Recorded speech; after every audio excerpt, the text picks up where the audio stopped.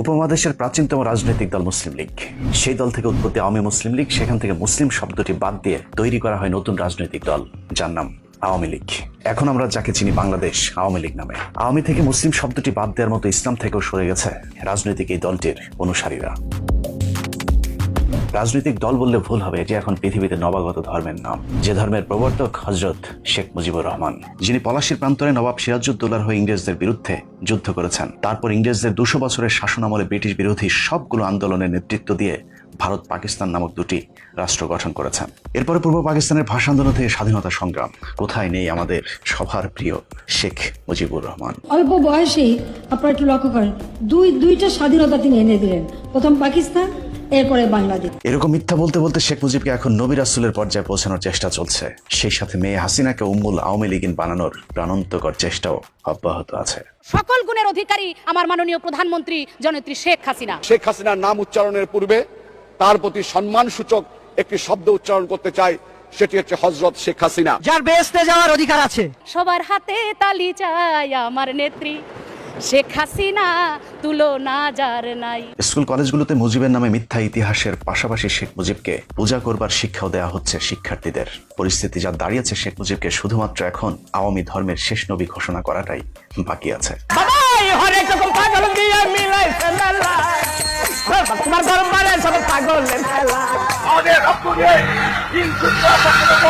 আমি এখন আগমের উদ্বোধন ঘোষণা করছি।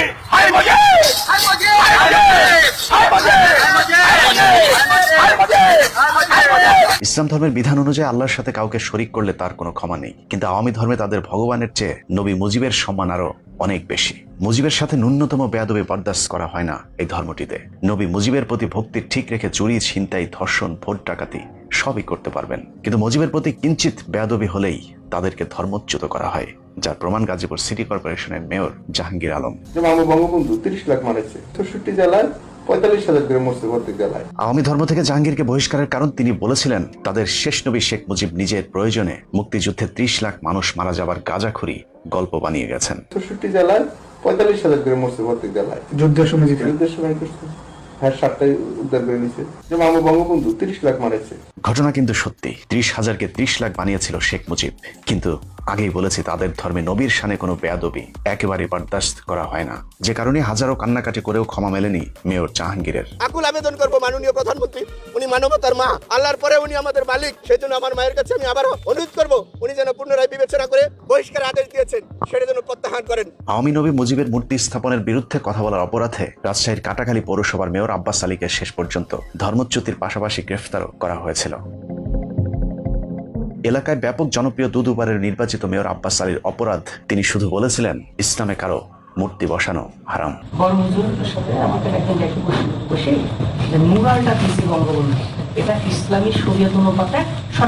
আওয়ামী ধর্মের বাইরে অন্য ধর্মের অনুসারীদের ক্ষেত্রে শাস্তির বিধান আরো কঠিন। কিছুদিন আগে ভিপি নুরুল হক নূরের নামে একটি ভুয়া ফেসবুক পেজের পোস্টের কারণেও তার বিরুদ্ধে মামলা হয়েছে। ঢাকা বিশ্ববিদ্যালয়ের সম্মানিত শিক্ষক মোর্শেদ হাসান খানকে শুধুমাত্র সঠিক ইতিহাস লেখবার কারণে শাস্তি দেওয়া হয়েছে। জাহাঙ্গীরনগর বিশ্ববিদ্যালয়ের ছাত্রকে তার ফেসবুকে শেখ মুজিবকে নিয়ে সমালোচনামূলক পোস্টের কারণে গ্রেফতার করা হয়। গুরুত্বপূর্ণ পরীক্ষা থাকার পরেও তাকে জামিন দেওয়া হয়নি।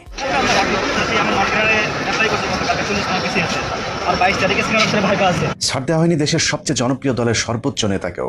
শেখ মুজিবকে নিয়ে মন্তব্য করার জেরে তারেক রহমানকে 2 বছরের কারাদণ্ড ও 10,000 টাকা জরিমানা করা হয়েছে।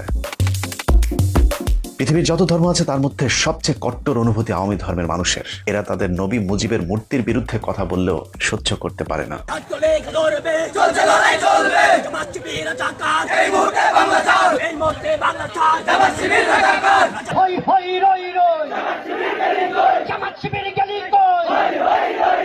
আওয়ামী লীগ তাদের নবীর ব্যাপারে চরম কট্টর হলেও অন্যান্য ব্যাপারে যথেষ্ট উদার। নবী মুজিব ও তার পরিবারের প্রতি ভক্তি রেখে আওয়ামী ধর্মের লোকেরা চাল চুরি, গম চুরি, ভোট চুরি, মানুষ খুন, ধর্ষণ, চাঁদাবাজি, টেন্ডারবাজি সবকিছুই নির্দ্বিধায় করতে পারেন। এর জন্য কোনো শাস্তির বিধান নেই, যে কারণে চুরি, ডাকাতি, ছিনতাই এসব তাদের এখন প্রধান পেশা। এমনকি ধর্ষণ করলেও তাদের বিচার হয় না। এই ধরুন ময়মনসিংহের এমপি নাজিমউদ্দিনের কথাই ধরা যাক। এক নারীকে চাকরির প্রলোভন দেখিয়ে ধর্ষণ করার অভিযোগ ওঠে শেখ মুজিবের এই উম্মতের বিরুদ্ধে। ইউটিউবে তার ভিডিও ভাইরাল হবার কারণে নাজিমউদ্দিন উল্টো সংসদে গিয়ে ক্ষোভ জানিয়েছেন, ইউটিউব কেন বন্ধ করা হচ্ছে না, কারণ এই ইউটিউবে যে তার সর্বনাশের কারণ। দরকার হলে ইউটিউব বন্ধ করে দেন। একই অভিযোগ উঠেছিল রাজশাহীর আরেক এমপি ইঞ্জিনিয়ার এনামুলের বিরুদ্ধে। দিনের পর দিন কথা হতে থাকে, একটা পর্যায়ে 2 মাস পর উনি আমাকে ভালোবাসি বলে, আমি তার কথায় মুগ্ধ হয়ে যাই, তার প্রেমে পড়ে যাই। আমাকে বলে যে আমি তোমাকে বিয়ে করব, তুমি তোমার হাজবেন্ডকে ছাইড়া দাও। আমি ওনার কথাতে বিশ্বাস করে আমার হাজবেন্ডকে ডিভোর্স করে দিই। সামনে পেছনে ধর্ষণের হুমকির আরেক ফোনালাপ ফাঁস হয় শেখ মুজিবের আরেক কট্টর সমর্থক ডাক্তার মুরাদ হাসানের। এখন তুই আসবি এখন। ওদের মনে হয় যাচ্ছে। চুপ থাক। আমি মিটিংয়ে বিকৃতভাবে ধর্ষণের হুমকি দেয়া এই ফোনালাপ ফাঁসের পরেও মুরাদের বিরুদ্ধে কোনো ব্যবস্থা নেয়নি, কারণ মুরাদের নবী মুজিবের প্রতি তার ভালোবাসার কোনো ঘাটতি নেই। গলা দিয়ে খাবার নামে না, শেখ রাসেল শিশুটির মুখ, ওই মুখ ভাসে। কি অপরাধ করেছিল? ঢাকা দক্ষিণের প্রভাবশালী কাউন্সিলর চিত্তরঞ্জন দাসের কথা নিশ্চয়ই মনে আছে। একজন নারী সাংবাদিককে ধর্ষণ চেষ্টার ভিডিও সোশ্যাল মিডিয়াতে ভাইরাল হয়েছিল। সেই ঘটনায় চিত্তরঞ্জনকে বহিষ্কার তো দূরের কথা, উল্টো ভুক্তভোগী নারীকেই হত্যার হুমকি দিয়েছে চিত্তরঞ্জন। আমাকে যে হুমকি দিচ্ছে। সাভারের পৌরসভার মেয়র রাজীব এলাকায় নিজেকে শেখ হাসিনার ছেলে হিসেবে পরিচয় দেন। তার বিরুদ্ধে রয়েছে এলাকায় একাধিক নারীকে ধর্ষণের অভিযোগ। এর মধ্যে এক নারীর সাথে অপকর্মের ভিডিও সামাজিক যোগাযোগ মাধ্যমে ভাইরালও হয়েছিল। রাজীব এখনো এলাকা দাপিয়ে বেড়াচ্ছেন। তার বিরুদ্ধে এলাকার সাংবাদিকদেরও চুপ থাকতে হয়, কারণ এর আগে বিভিন্ন সাংবাদিকদের হুমকি দিয়ে এলাকায় নিজের একক আধিপত্য বিস্তার করেছেন রাজীব। আমি একটা পত্রিকা চালাইছি কিছু কাল, এটাকে তুমি জানো? না ভাই, এটা আমি জানি না। কবে এটা সাবার বিশাল কবে কার কাছ থেকে নিছো তুমি? সাবার আসতে ভাই ভিসা লাগে নাকি? পুতুর পুতুর সুদানি বাদ দাও। উপজেলা পরিষদে কিন্তু মঞ্জুরুল আলম রাজীব বয়ে থাকে, এটা এত বেশি বাড়াবাড়ি করো না। এত কিছুর পরেও তার বিরুদ্ধে কোনো ব্যবস্থা নেওয়া হয়নি, কারণ রাজীবের আওয়ামী নবীর প্রতি চেতনা কঠিন রূপে দণ্ডায়মান।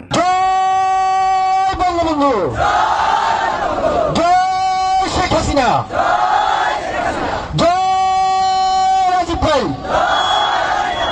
আওয়ামী লীগ নেত্রী হেলেনা জাহাঙ্গীরকে মাদক, মানি লন্ডারিং, অবৈধ বৈদেশিক মুদ্রা রাখা সহ গুরুতর 4 অভিযোগে গ্রেফতার করা হলেও শেষ পর্যন্ত জামিন দেওয়া হয়েছে, কারণ তিনি তাদের নবীর সাথে কোনো ধরনের বেয়াদবি করেননি। আমি মনে করি আওয়ামী লীগ একটা ছাতা আমরেলা। আওয়ামী লীগের নেতা কর্মীরা যারা আছেন সবাইকে ভালোবাসবে, সেই ভালোবাসা পাওয়ার জন্য আমি আপনাদের কমিটিতে আসছি, আমি রাজনীতিতে আসছি। এভাবে আওয়ামী নবীর প্রতি যথাযোগ্য সম্মান দেখিয়ে নারী কেলেঙ্কারির পাশাপাশি দুর্নীতি, অনিয়ম, ভোট চুরি, খুন, ছিনতাই, টেন্ডারবাজি, ব্যাংক ডাকাতি, অর্থ পাচার সহ সব ধরনের অপকর্ম চালিয়ে যাচ্ছে শেখ মুজিবের উম্মতেরা। টেন্ডারবাজি, চাঁদাবাজি, বৈধ অস্ত্র দিয়ে অবৈধ কর্মকাণ্ড পরিচালনার সুনির্দিষ্ট অভিযোগের ভিত্তিতে গোলাম কিবরিয়া ওরফে জিকে শামীমকে রাজধানীর নিকেতন থেকে গ্রেফতার করেছে র্যাব। যুবলীগের ঢাকা মহানগর দক্ষিণের সভাপতি পদ পাওয়ার পর জড়িয়ে পড়েন অবৈধ ক্যাসিনো ব্যবসায়। যুবলীগ নেতা খালিদ মাহমুদ ভুইয়া, জিকে শামীম সহ অন্যান্যদের জিজ্ঞাসাবাদে নাম আসে ইসমাইল হোসেন চৌধুরী সম্রাটের। যে অভিযান চলছে এটা হয়তো ক্যাসিনো দিয়ে শুরু হয়েছে। আপনি যতই সরকারের ঘনিষ্ঠ হন না কেন, সেগুলো কাউকে ছাড় দেওয়া হবে। টিভি টকশোতে গিয়ে দুর্নীতির বিরুদ্ধে গলা চড়াতেন, দেশ ও জাতিকে সবক দিতেন। সাতক্ষীরার সীমান্তবর্তী এলাকায় শাহেদকে গ্রেফতার করে র্যাব। এত কিছুর পরে আওয়ামী লীগ নেত্রী উম্মুল আওয়ামী লীগ শেখ হাসিনা তাদেরকে আওয়ামী ধর্ম থেকে বহিষ্কার করেনি। আমার পাওয়ার চাই, আমি দেশের উন্নতি করতে চাই, সাফ কথা। আমার পাওয়ার চাই, আমি খালি ইলেকশন যেমন তো না, অ্যাবসলিউট পাওয়ার নিয়ে আমি দেশের উন্নতি করব, এটাই আমার লক্ষ্য। এতক্ষণের আলোচনায় অনেকেই হয়তো কষ্ট পেয়েছেন। হযরত, শেষ নবী কিংবা উম্মুল আওয়ামী লীগিন এসব শব্দ শুনে অনেকেই হয়তো মনে করছেন আমি বাড়াবাড়ি করছি কিনা। না, একদমই না। বর্তমানের আওয়ামী লীগ যেভাবে মুসলমানদের বিরুদ্ধে দাঁড়িয়েছে, তাতে তাদেরকে আর যাই হোক কখনোই মুসলিম বলা যেতে পারে না। শেখ মুজিবের মূর্তির বিরোধিতা করায় আলেমের মাথায় টুপি পরিয়ে শেখ মুজিবকে কামড়ে ধরার কার্টুন প্রকাশ করেছিল আওয়ামী মদতপুষ্ট ভুইফোর সংগঠন মুক্তিযুদ্ধ মঞ্চ। আওয়ামী লীগের এরকম আরো অনেক ভয়ঙ্কর ইসলাম বিরোধী কার্যকলাপের উদাহরণ রয়েছে। রাজীবের সেই আলোচিত ব্লগ থাবা বাবার কথা নিশ্চয়ই আপনাদের মনে আছে, যেখানে ব্লগার রাজীবের লেখালেখির মূল বিষয় ছিল হযরত মুহাম্মদ সাল্লাল্লাহু আলাইহি ওয়াসাল্লামকে নিয়ে কটাক্ষ করা। তিনি সেখানে মুহাম্মদ সাল্লাল্লাহু আলাইহি ওয়াসাল্লামকে মহা আম্মক এবং বিকৃত যৌনাচারী হিসেবে উল্লেখ করেছেন।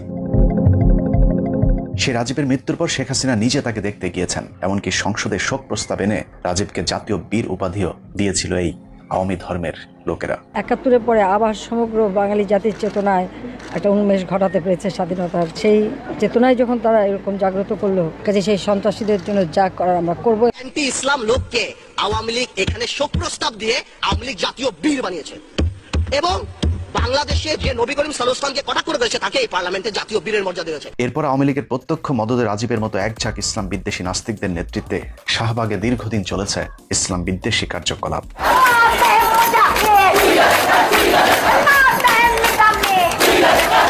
মাসের পর মাস একদিকে ঢাকা বিশ্ববিদ্যালয়, অন্যদিকে পিজি হাসপাতাল, আরেকদিকে ঢাকা মেডিকেলের মতো রাজধানীর গুরুত্বপূর্ণ রাস্তা আটকে এমন মাতলামো চলতে থাকলো মাত্র এক রাতের জন্য হেফাজতে ইসলামকে মতিঝিলে বসতে দেয়নি উম্মুল আওয়ামী লীগিন শেখ হাসিনা।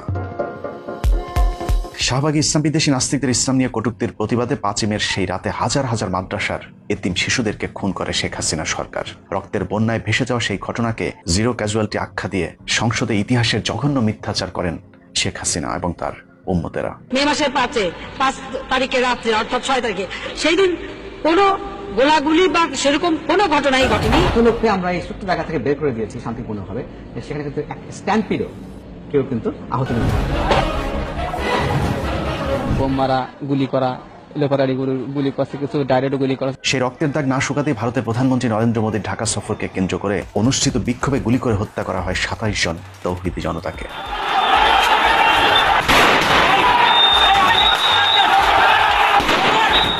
সারা দেশে শেখ হাসিনার পুলিশ ও আওয়ামী লীগ ছাত্রলীগ এক হয়ে মুসলমানদের বিরুদ্ধে নেমেছিল সেই বিক্ষোভে। আওয়ামী লীগের যেই অভিযান এখনো অব্যাহত আছে। বিভিন্ন সময় কোরআনের মাহফিলে প্রকাশ্যে হামলা চালিয়েছে শেখ মুজিবের উম্মতেরা।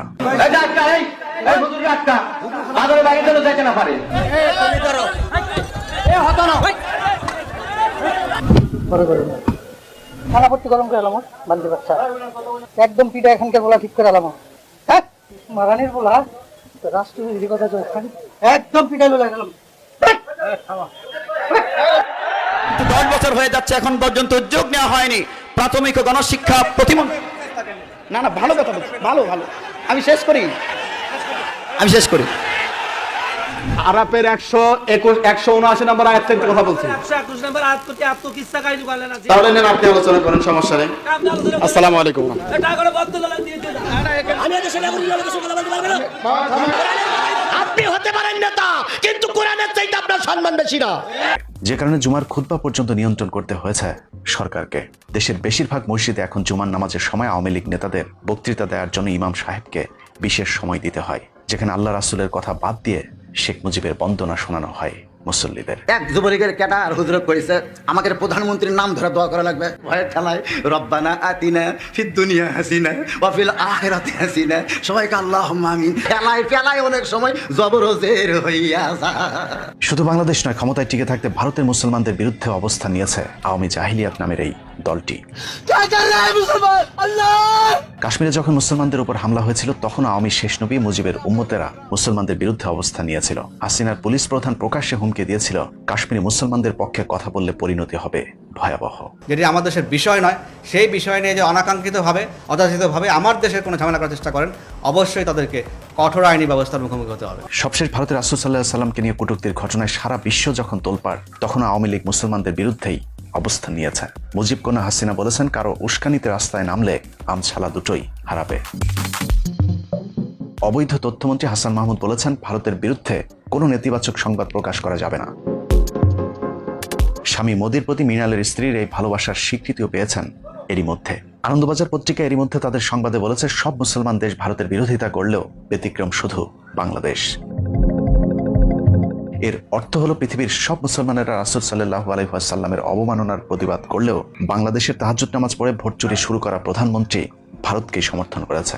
এবার আপনি বিচার করুন, এর পরেও কি কোনো মুসলমান আওয়ামী লীগকে সমর্থন করতে পারে? কখনোই না। এরা মুসলমানদের চিরশত্রু, কিন্তু তারা তা প্রকাশ্যে স্বীকার করে না, কারণ মুসলমানদের ভোট তাদের দরকার। যে কারণে মাঝে মধ্যে মাথায় পট্টি দিয়ে তাহাজ্জুদ নামাজ আর কোরআন পড়ার ছবি ফেসবুকে দিয়ে প্রমাণ করতে হয় তারা মুসলমান। কিন্তু তাতেও লাভ হচ্ছে না। সাধারণ মানুষের এখন একটাই দাবি, কাদিয়ানীদের মতো আওয়ামী লীগকে অমুসলিম ঘোষণা করা হোক। মাবুদ, জাতির জনক এবং তার পরিবারকে যারা হত্যা করেছে, আল্লাহ সকলকে তুমি জান্নাত দান করে দিও। আল্লাহ আল্লাহুম্মা আমিন।